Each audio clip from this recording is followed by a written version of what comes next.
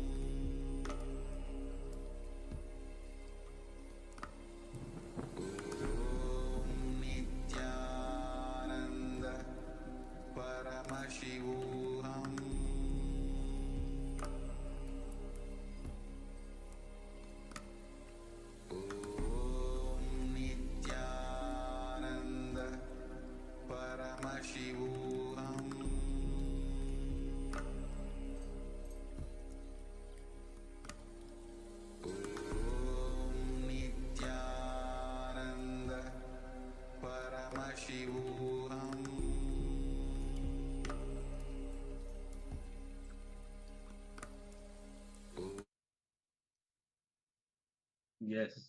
Now, slowly open your eyes. Whatever Swamiji revealed through the third eye, you can put it in the chat. I request all the participants. Whatever Swamiji revealed through the third eye, you can put it in the chat.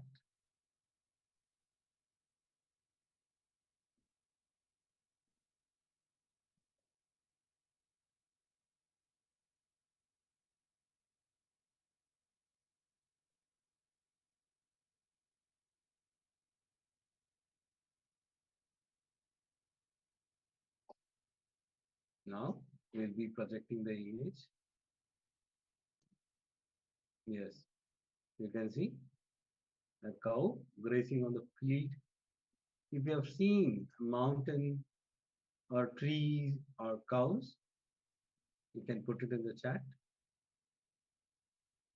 If you see any greenery, any blue color, if you see any similar kind of colors also, please go ahead and Yes, the black patch or the white color on the cows.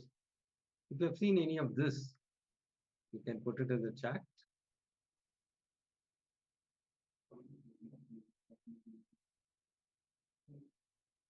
and we request all the participants, Ma, Nada Yogini Ma, and Quick Zin Weng. Ma, can you please switch on your camera?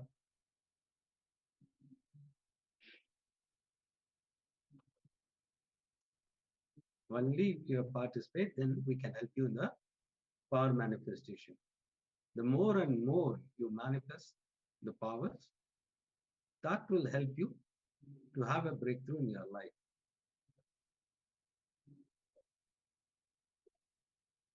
Don't think it's just you're manifesting the powers.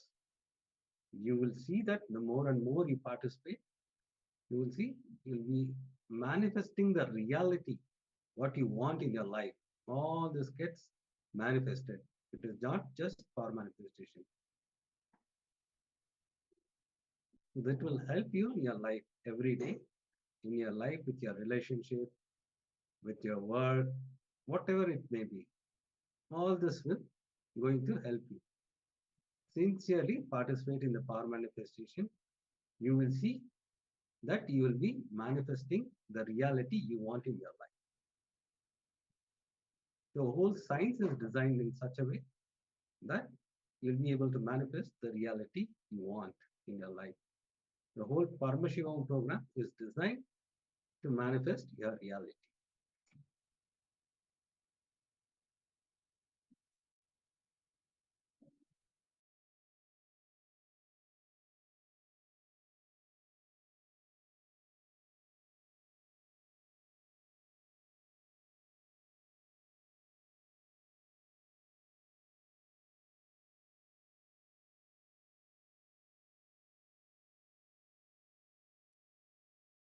Please open your eyes.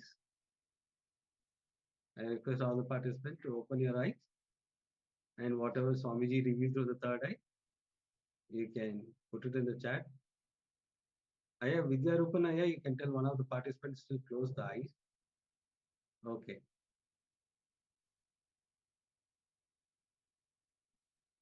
Yes, whatever Swamiji revealed through the third eye, please put it in the chat.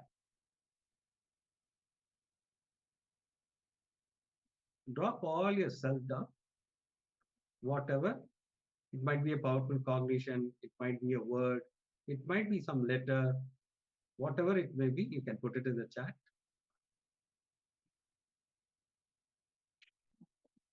Don't worry if it is wrong. Initial stage, you will start.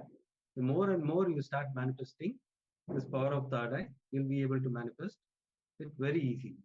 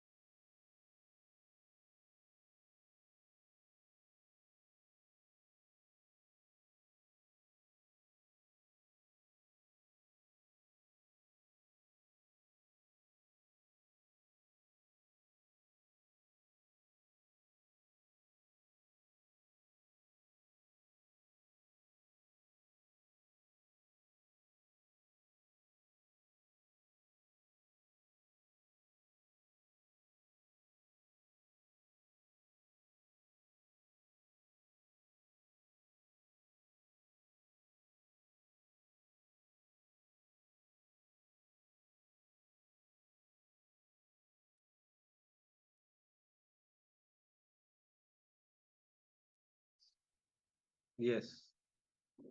Now we will be entering into the powerful satsang. Today's topic will be on integrity. So let's understand what is integrity. Integrity is you fulfilling the words and thought you give it to yourself and others and experiencing state of completion.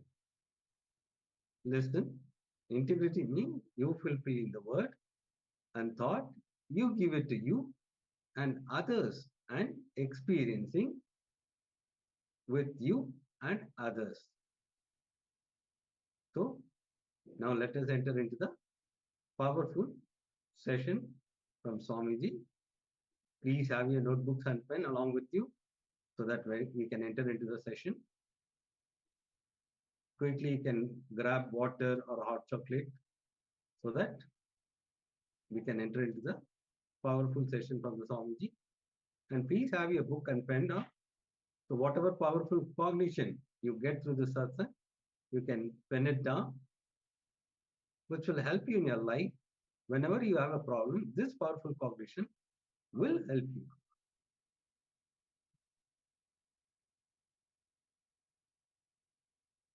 To get ready so that we can start the session.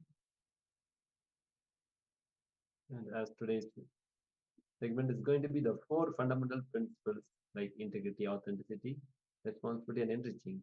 In this, the first principle is integrity. That is, we are going to look at it now. Let us sit straight and to welcome Swamiji. We are going to hear directly from Supreme Point of Hinduism with more and more deeper truths about integrity.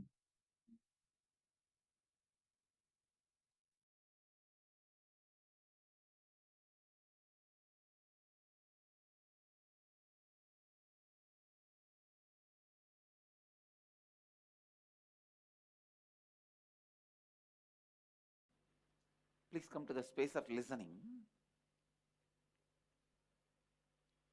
The principles based on which the whole cosmos functions, more than the principle, they are your birthright. Understand this one example.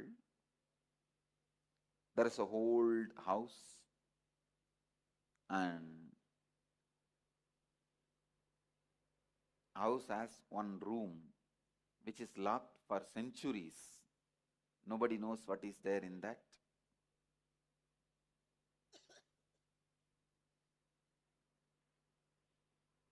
The Rajaguru of that family calls you and gives you the key and says, go and open that key, and whatever is inside, enjoy it, it is yours.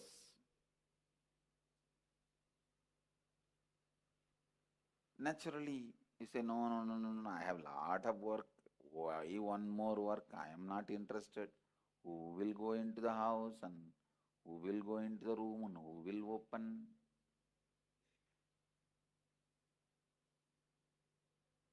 When Rajaguru insists, please do it, it looks like he is putting one more work on you.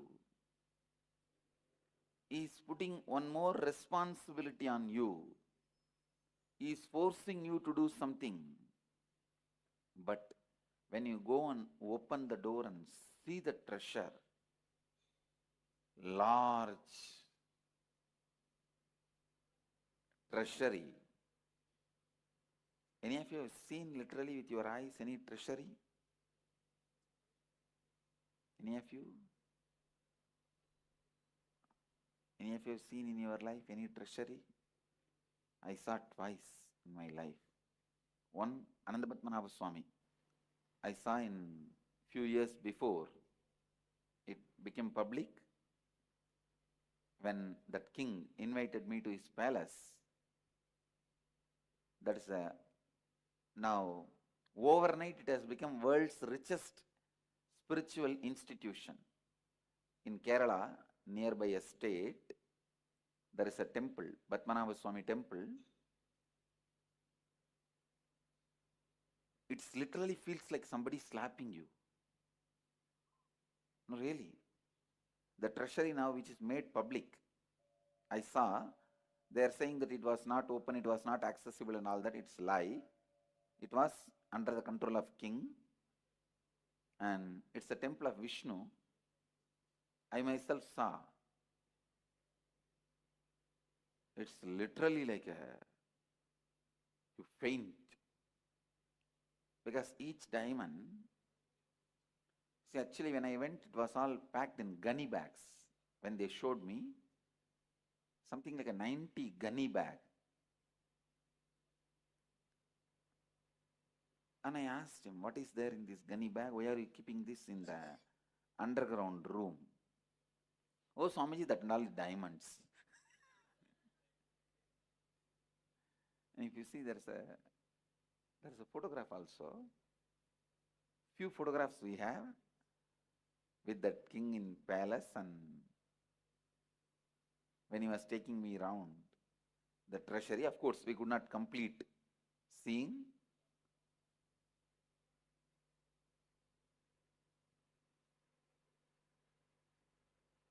In a single Vaidurya stone, around 4 feet, throne.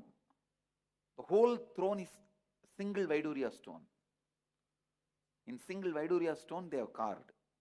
I don't know how many 1,000 crore it will be. And once I saw the Venkateshwara's treasury, Tirupati Venkateshwara's treasury. Anyhow, I'm just giving you the idea of what is treasury. If you find the treasury in that room and make it as yours, after that, will you feel what that Rajaguru was telling you is a responsibility, is a work? No, it's your birthright. Please understand. Before you open the door and acquire the treasury, acquire the treasure, it's a work. After you acquire the treasure, it's your birthright. Exactly the same way, these principles, these 4 principles, before you live them and start opening up to all the treasures of these 4 principles, extraordinary powers which you will be receiving by these 4 principles. Please listen. Before the extraordinary powers of these 4 principles becomes available to you, living this may look like a responsibility. Please listen. Come to the space of listening. Before you experience the powerful principles expressing miracles through you, it is like a responsibility.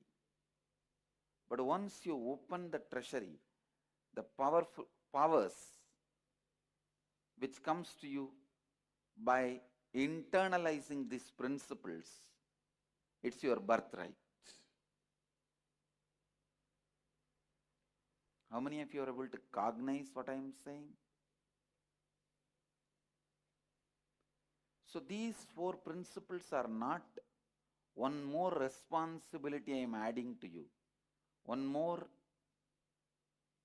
rule I am adding to you, one more law I am adding to you.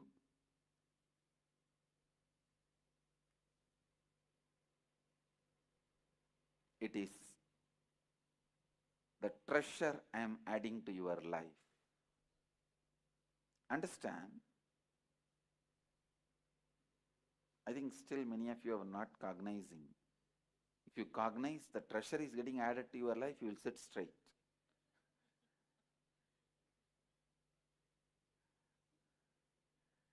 Anyhow,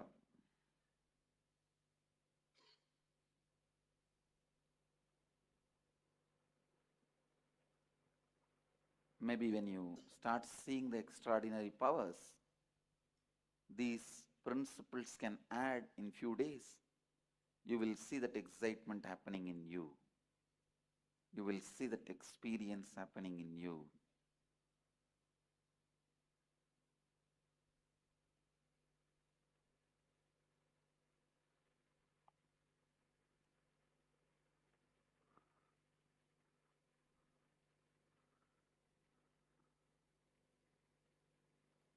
I'll start the session. I'll start introducing the 4 principles.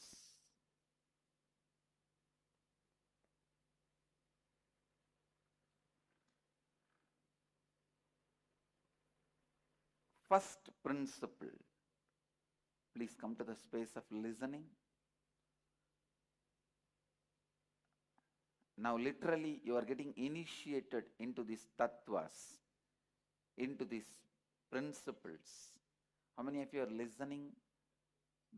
So listen.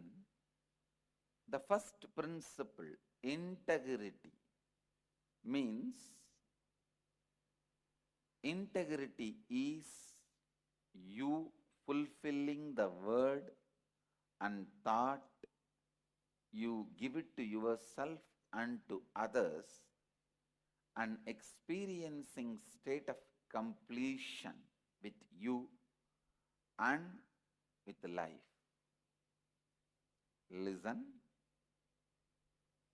Integrity is you fulfilling the word and thought you give it to you and to others and experiencing completion with you and others.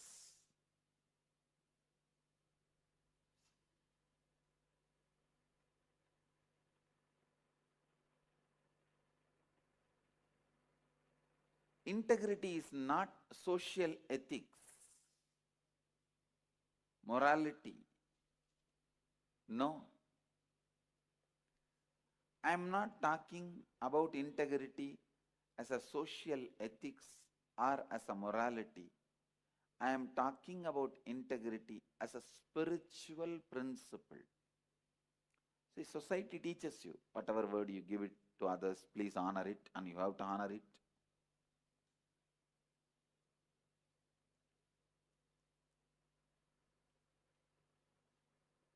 I am not talking as a social morality or ethics. I am talking as a spiritual principle. Please listen. Society many times teaches you to fulfill the words you give it to others because based on that only society runs. But here, the first thing you need to know, the words you give it to you, the words you give it to you,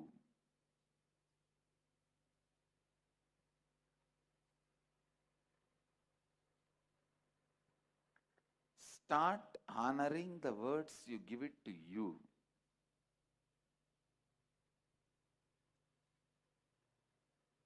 Everyone understands integrity with others. It's like if you give a word to somebody, you will give $1 million within a week. Even by giving your life, you have to give that $1 million. If you realize 6th day, just before the last day, that even if you give your life, nobody is ready to buy for $1 million. You can't fulfill your word. At least call and complete with that person. Tell that person, I can't give you the $1 million before, ahead of the time of the commitment. Even that is integrity. If you complete with that person, I can't do and stop the mess you are creating in others' life, that is also integrity. This is more external world that everyone understands. But the real integrity starts with the words you give it to you. Please listen. With the words you give it to you.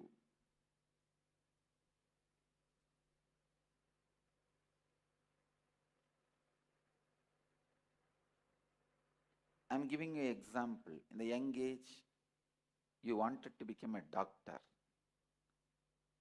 Means you already gave a word to you that I will become a doctor. If you don't, sometimes you don't become doctor and you don't even bother about the word you gave it to you. Mostly because there is no evidence for the word you give it to you, and there is no punishment for breaking the word you gave it to you. Because nobody else is involved, you do not care about the words you give it to you. Please understand, the more and more you disrespect the words you give it to you, the more and more you will lose respect on you. Please listen. The more and more you disrespect the words you give it to you, the more and more you will lose respect for you.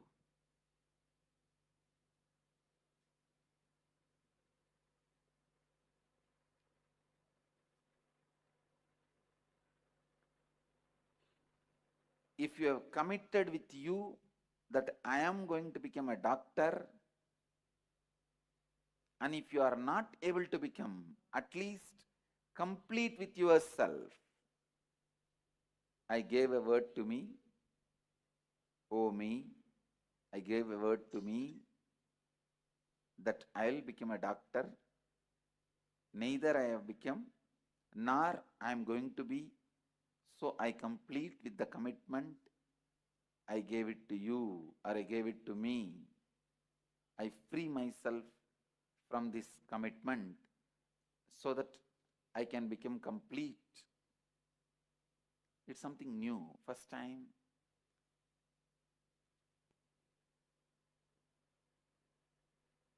Many of us even will be thinking. And you know the worst thing, not only we don't honor the words we gave it to us, and we neither complete with the words we give it to us, because this becomes a pattern, we don't even remember the words we gave it to ourselves. How many of you understand that? We don't even remember the words we gave it to us.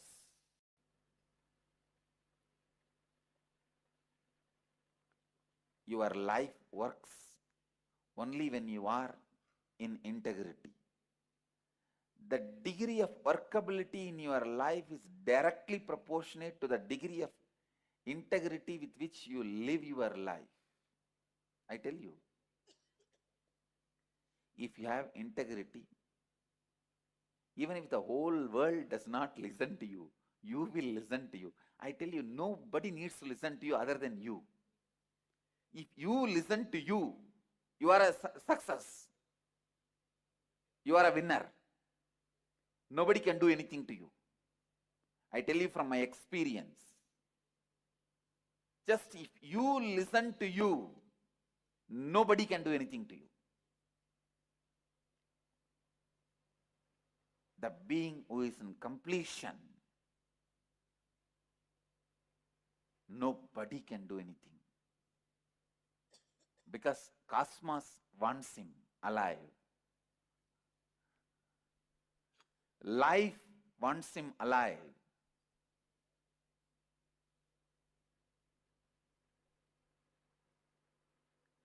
When you are complete with you, the confidence you have on you, Understand? When you are complete with you, the confidence you have on you, confidence the completion with you brings.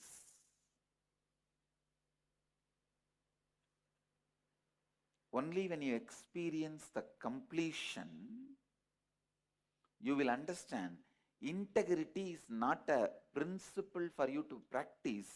It's a treasury you got. It's your birthright.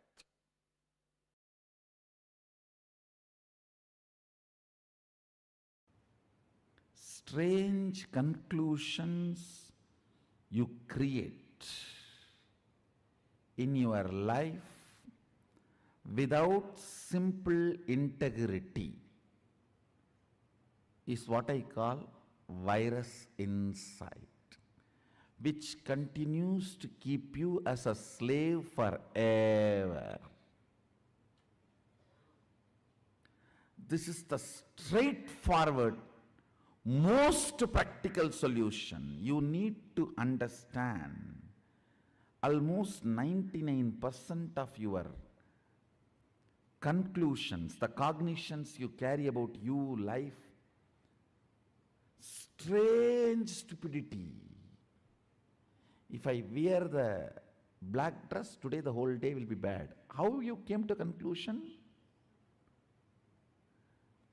If I see somebody in the morning wearing black dress, the whole day will be bad. How you came to the conclusion?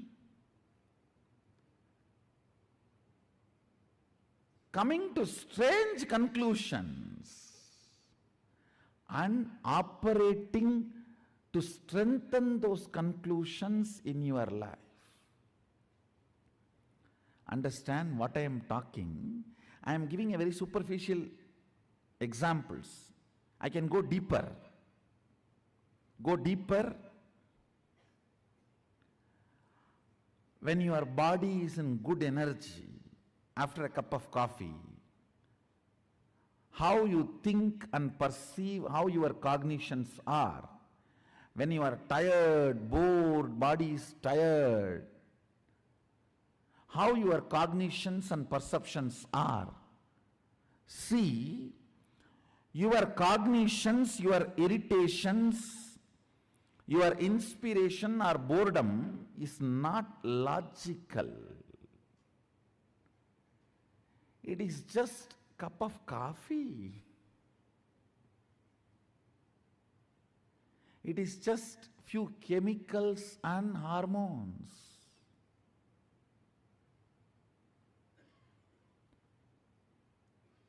Distrusting your cognitions and trusting integrity as your software. Listen. Just disowning all your cognitions, deciding to catch up with the integrity. Integrity means I am defining. Every thought current you cherish, you should put your whole being to fulfill it, because every thought current you cherish is a promise you are giving to yourself. Either you put your whole being to complete it, fulfill it, or you drop it and complete it. That's all is integrity towards yourself. Listen, I'll repeat once more. Every thought current you cherish is a word you give it to you. So you should work putting your whole energy to make it into reality. If you are sure you can't make it into reality, complete and drop it. Don't entertain, enjoy anymore. Do not date if you are not going to commit.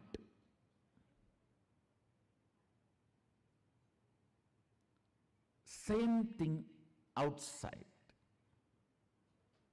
Give a word only when you are going to live it. If not, drop it.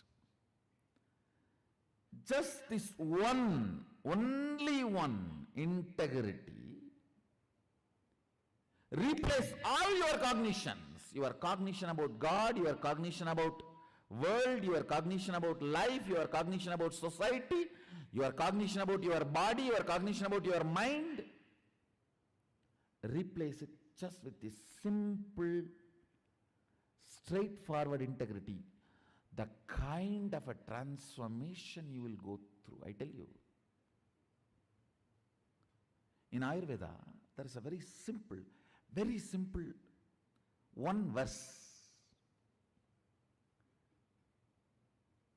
by a great Siddha. He gives deathless life, the art of deathless life. Take care, the throat is always clear. You will not have death. Looks so simple. One true, the statement is true.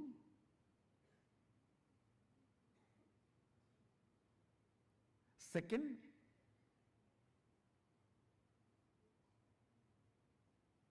all problems start with your throat infection.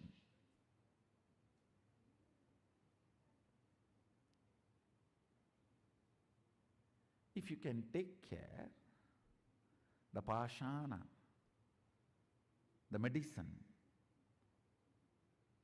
is stored in the throat, you will never, not only you will never die, you will never age old. That is actually the symbolic representation of Sadashiva having poison in the throat. Poison clears any infection even before it starts.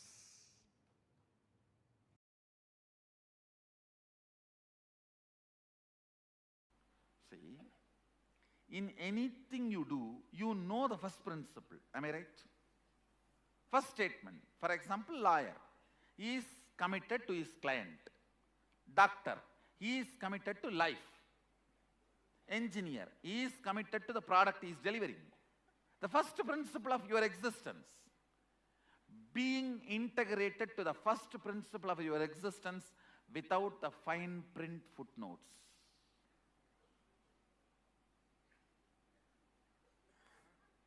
See, all of you know the first principle of your existence. Am I right?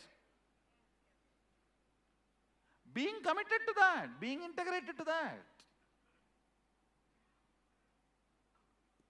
All the other utility transactions cannot touch the integrity of your first principle. They may be there, may not be there. But the first principle cannot be compromised. Cannot be compromised. I tell you, first principle brings strength.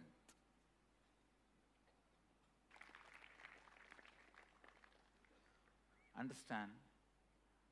Integrity to first principle is strength. That is what Sadashiva calls it as Swadharma. He uses the word Swadharma in Agama. Means your first principle is Swadharma. All of you are very clear about your first principle. Am I right? What is your first principle? Means your declaration about you to the world. All of you know your first principle. Being integrated to that, that's all. Swamiji, when you say we know the first principle, is it something that changes from time to time, isn't it? Time to time. Yeah. I should say, the practical application may change time to time, but not the first principle itself. First principle itself does not change time to time. Surely it doesn't change. Like you said, if someone becomes a doctor, or then he wants to become an engineer, then Oh, no, what I am saying, that time what I said, multidimensional. That I used. Here what I said is, your main commitment. Even if you are doing multidimensional, then your first principle should be, when I am declaring myself as a doctor, I am committed to life. When I am declaring myself as a lawyer, I am committed to client. When I am declaring myself as an engineer, I am committed to the delivery of the product. That's all. So that's the first principle. What I am declaring, that forms my first principle. Your first principle is your Swadharma. And being integrated to your Swadharma without shaking or letting your integrity to be shaken by any of the outcomes and side effects. Whether you are praised or blamed or showered, supported or beaten, being integrated to your first principle.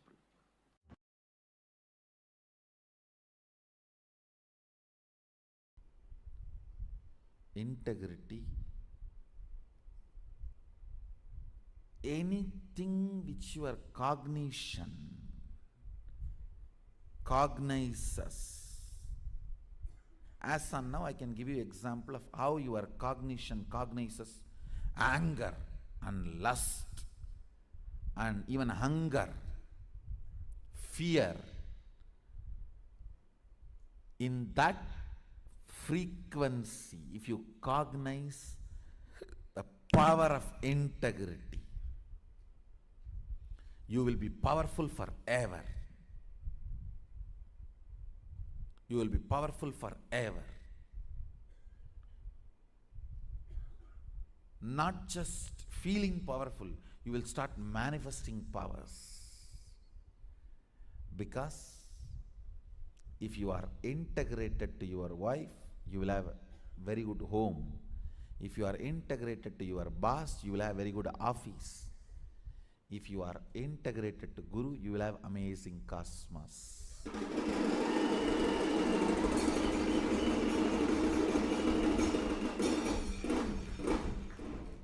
Your integrity is directly integrity to me.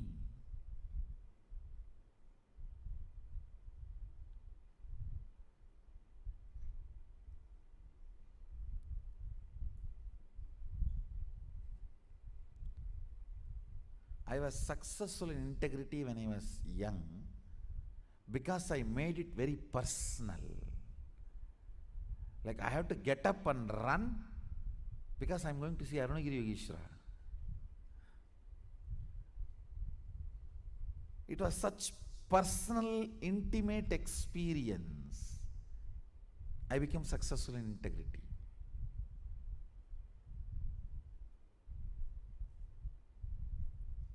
Not any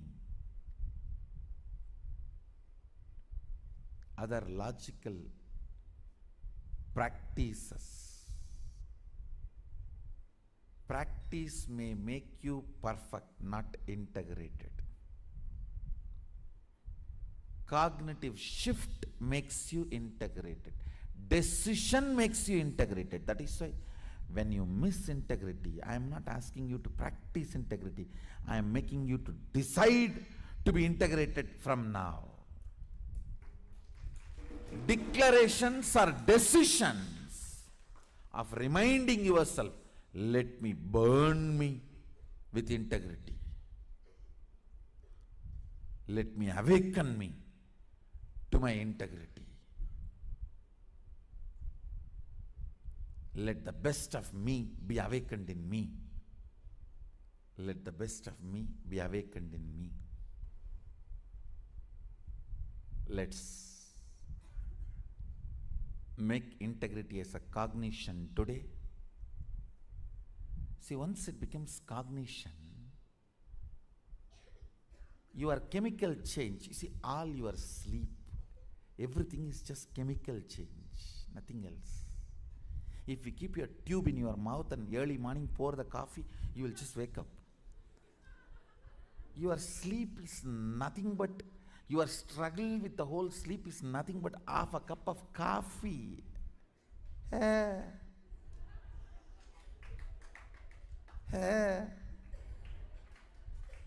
really.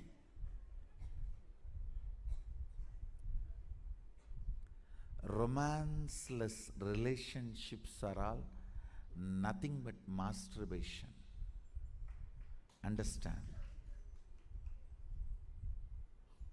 That is why in any relationship, romance is more important than the physical component of it.